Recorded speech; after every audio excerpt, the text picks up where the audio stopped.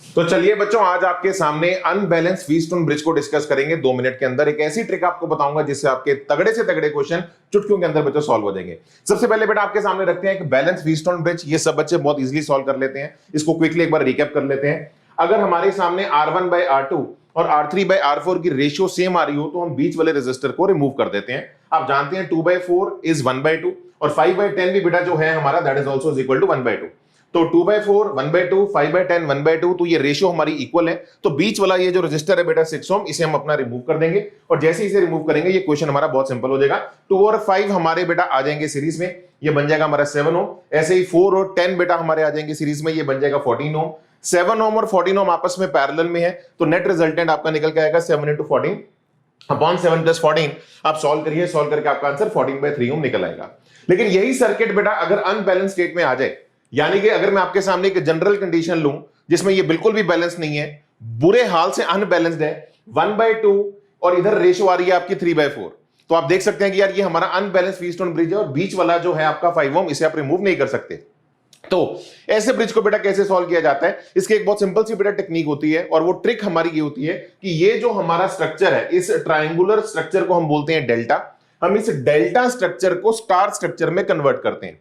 मतलब ये जो आपको डेल्टा दिख रहा है, आप इस डेल्टा को स्टार स्ट्रक्चर में कन्वर्ट कर सकते हो। मतलब आप इसके बीच में ये जो ब्लू कलर का आप देख रहे हैं, that is basically your star structure of resistances.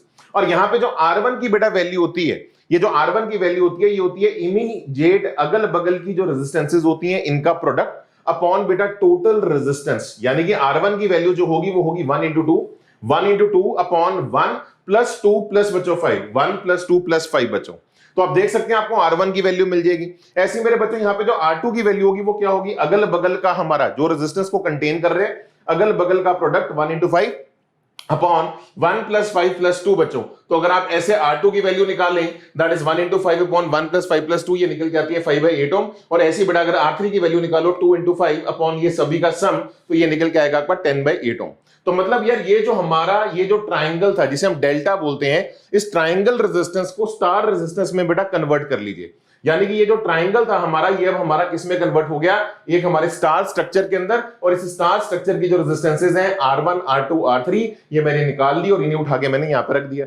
अब ये क्वेश्चन बेटा बहुत सिंपल है, आप जानते हैं 5/8 और 3 ओम हमारे सीरीज में है। आप इन दोनों को देखें तो ये हमारे सीरीज में है। ऐसे 10/8 और 4 ओम ये भी हमारे सीरीज में है। आप इन दोनों का अगर रिजल्टेंट निकालेंगे, ये बनेगा 29/8 ओम एंड 42/8 ओम। और आप जानते हैं बेटा 29/8 और 42/8 आपस में पैरेलल में है, तो इनका जो रिजल्टेंट होगा 29/8 × 42/8 अपॉन 29/8 + 42/8, ये जो भी इन दोनों का रिजल्टेंट होगा वो 2/8 के साथ सीरीज में होगा।